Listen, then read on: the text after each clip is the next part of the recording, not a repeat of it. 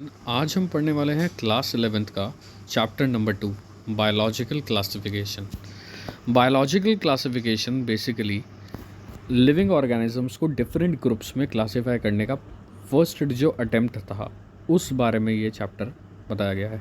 तो first attempt हमारे को एरिस्टोटल जो थे वो पहला साइंटिस्ट थे जिन्होंने क्लासिफिकेशन को करने की शुरुआत करी थी।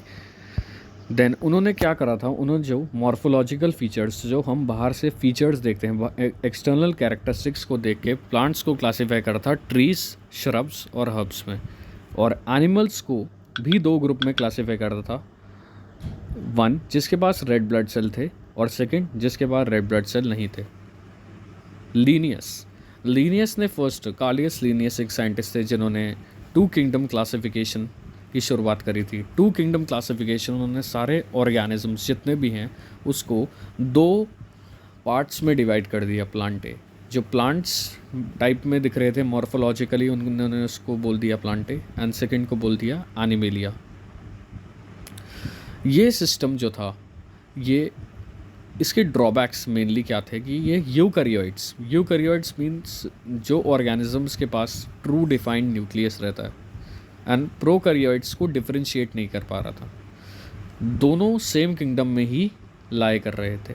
दूसरा, यूनिसेलुलर और मल्टी सेलुलर ऑर्गेनिजम्स को भी नहीं पता लगा पा रहा था ये। जैसे फोटोसिंथेटिक और नॉन फोटोसिंथेटिक को भी ये सेम ग्रुप में ही रख रहा था। जैसे एल्गी और फंजाई को दोनों को प्लांटे में ही रखा जा रहा था। तो classification of organisms into plants and animals was easily done and easy to understand, but a large number of organisms did not fall into either category. कुछ ऐसे भी organisms थे जो ना तो प्लांट थे और ना तो एनिमल थे, तब भी उन्हें इस कैटेगरी में रखा जा रहा था। Hence the two kingdom classification for a long time was found inadequate, मतलब पूरी तरीके से एक्सप्लेन नहीं कर पा रहा था। Besides ग्रॉस मॉर्फोलॉजी, सिर्फ मॉर्फोलॉजी के फीचर में से देखना ही काफ़ी नहीं पड़ रहा था। अदर कैरेक्टरिस्टिक्स जो थी जैसे सेल स्ट्रक्चर हो गया, nature of wall, mode of nutrition और हैबिटेट कि कहाँ पर वो उनका रहने का जगह कहाँ है, methods of reproduction, evolutionary relationships को भी ध्यान में रख के क्लासिफिकेशन अब करना ज़रूरी हो गया था। जो प्लांट एंड एनिमल किंगडम थे have been a constant under all the different system, हमेशा से हर सिस्टम में कांस्टेंट ही रहे हैं। ठीक है। The understanding of what group organism be included under these kingdoms have been changing. हमारी अंडरस्टैंडिंग जैसे जैसे हम साइंटिस्ट अलग अलग चीज़ें आइडेंटिफाई कर रहे हैं तब पता चल रहा है कि अलग अलग फीचर पे क्लासीफाई हो सकते हैं।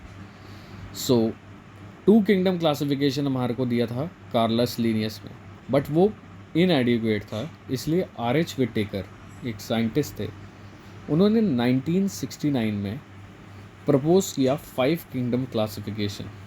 5 किंगडम में जो प्लांटे और एनिमेलिया को ही सब डिवाइड उन्होंने, मतलब एक तरीके से 5 किंगडम निकाल दिए थे 2 किंगडम से।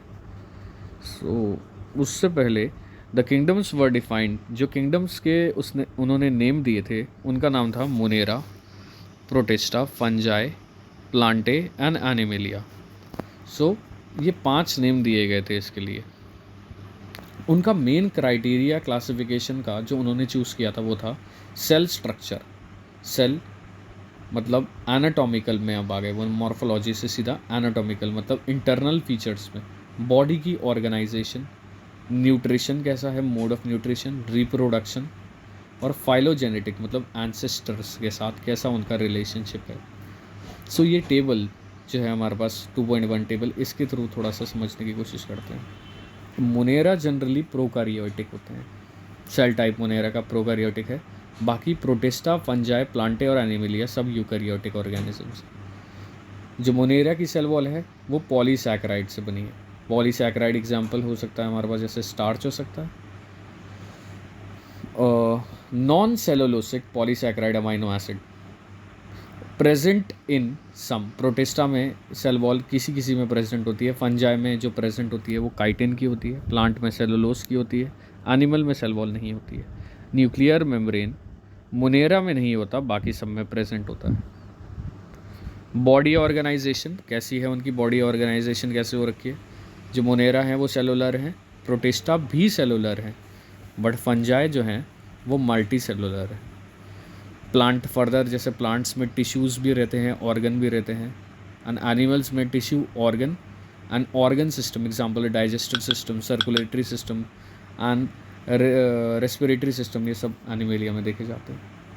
मोड ऑफ न्यूट्रिशन कैसा है? जो मोड ऑफ न्यूट्रिशन है मोनेरा का, वो ऑटोट्रोफिक है, they prepare their own food, but heterotrophic भी हो सकता है, depend on others for their food.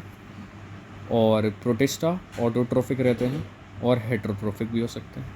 Fungi heterotrophic होते हैं सिर्फ, जैसे साप्रोफिटिक, पैरासिटिक। और प्लांट्स तो अपना खाना खुद ही बनाते हैं, जैसे ऑटोट्रोफिक होते हैं वो फोटोसिंथेटिक। और एनिमेलिया हेट्रोट्रोफिक। अगर बेसिकली उनके न्यूट्रिशन का नाम आए कभी तो वो होएगा होलोजोइक मोड ऑफ न्यूट्रिशन करते हैं वो।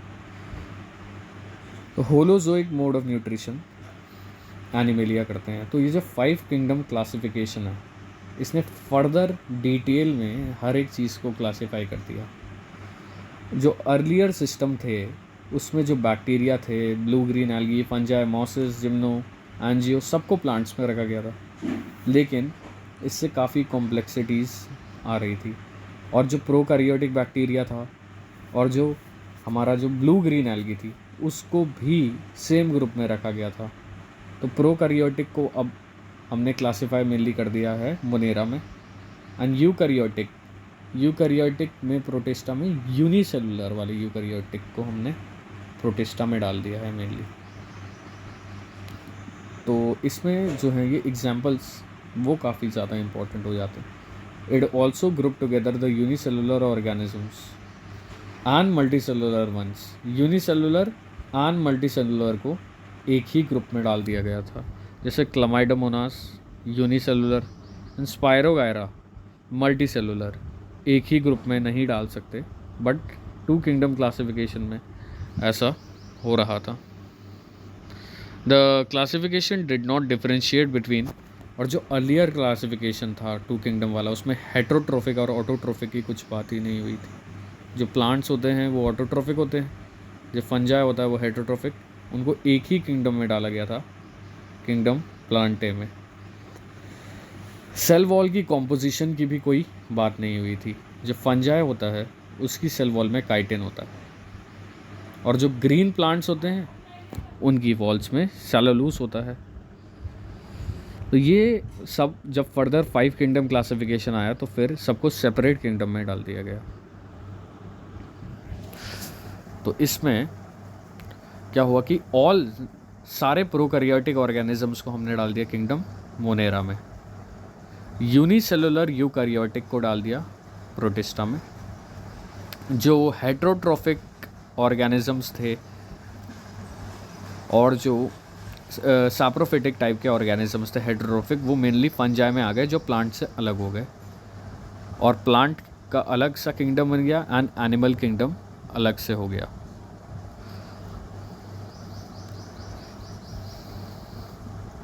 So it has put together organism which in earlier classification were placed in different kingdom। जो पहले अलग हो रखे थे अब वो साथ में आ चुके हैं, और कुछ जो पहले साथ में थे अब वो अलग भी हो चुके हैं।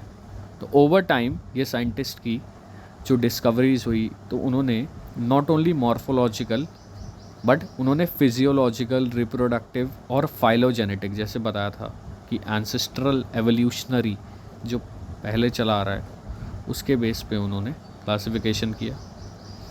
तो इस चैप्टर में हम बेसिकली बायोलॉजिकल क्लासिफिकेशन में बेसिकली हम किंगडम्स पढ़ेंगे। फर्स्टली मोनेरा, उसके बाद प्रोटिस्टा, फिर फंजाई, फिर प्लांटे एंड लास्ट में एनिमेलिया। तो इस चैप्टर में बेसिकली 5 किंगडम के बारे में है।